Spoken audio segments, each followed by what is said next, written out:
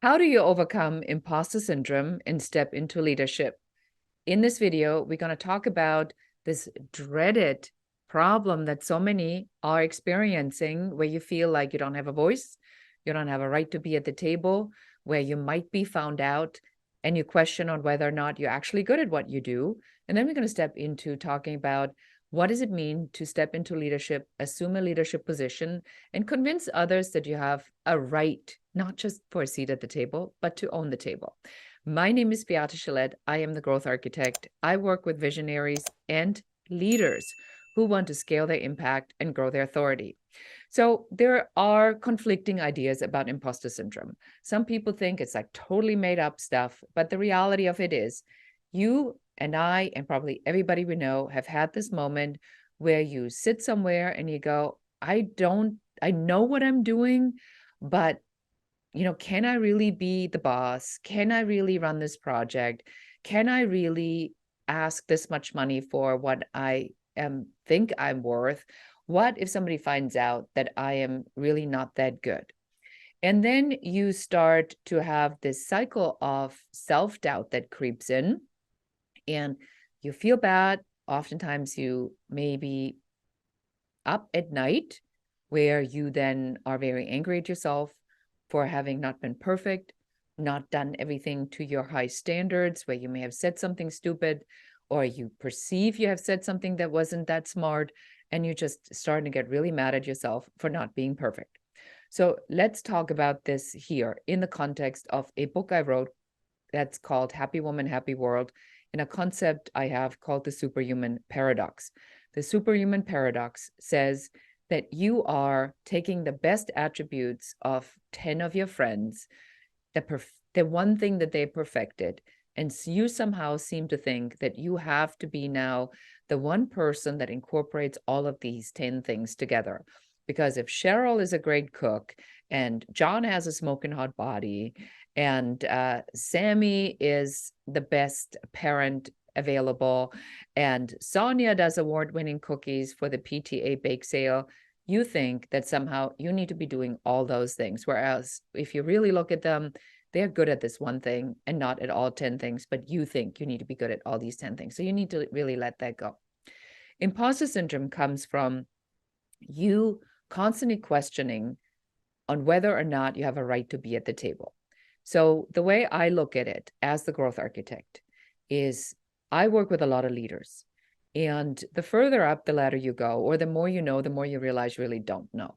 So I know a lot, but compared to other people, I really don't.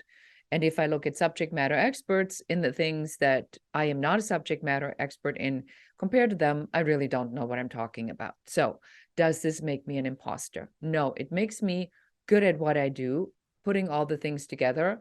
What it makes me not good at is going into granular detail in some of those things.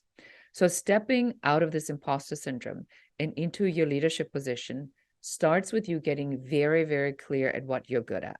And then you make that thing that makes you very good at, you make that your main thing. And you are not going to allow anybody to take that away from you. So I'm going to give you an example. So I'm really good with big picture and with strategy, system, workflows, anything that you do in the course of a career or a business requires a workflow. You need to call me because I love that stuff and I can build a system just around anything. But when it comes into some of this finite detail and the really the micro part of things, I'm just not that good. I'm not that interested in it. I don't like it.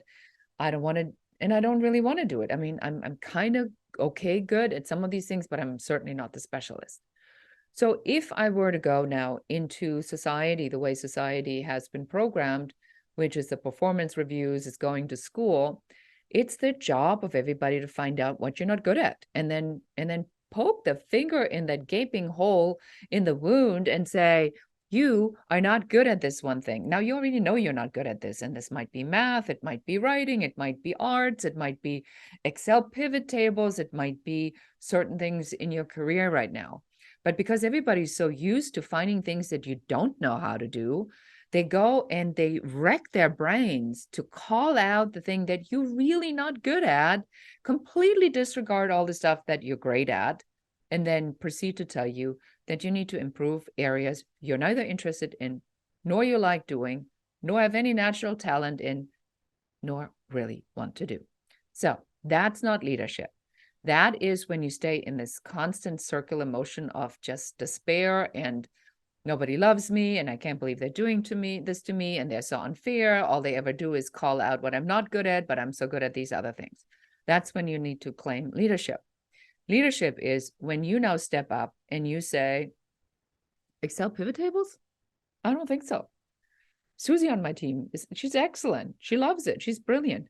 I have a team member who does it. Why would I be wanting to do that? That's just ridiculous. It's not a good spend of my time. And the argument goes out of the window. Or then somebody says, well, why can't you, you need to write this marketing piece. And you go, writing? Me? No, I'm not a writer. I'm really good at the visual part of it. And I'm really good in identifying and editing what's there, but writing is not my forte. But you know what? Who's brilliant on this? John. John is an amazing writer. I got to rely on John so much. He knows exactly how to take my vision and put it in the right words. So leadership means that you identify people that are on your team or in your sphere who are very good at things that you're not good at. So when the subject comes up and somebody's trying to stick it to you because they don't know any better, now you can say that. You laugh out loud. You wipe it off the table and say, no, why would I? But I have so-and-so who's on there. That's how you start to step into leadership. Leadership is like crafting an image, right? An image of yourself on how you want to be perceived.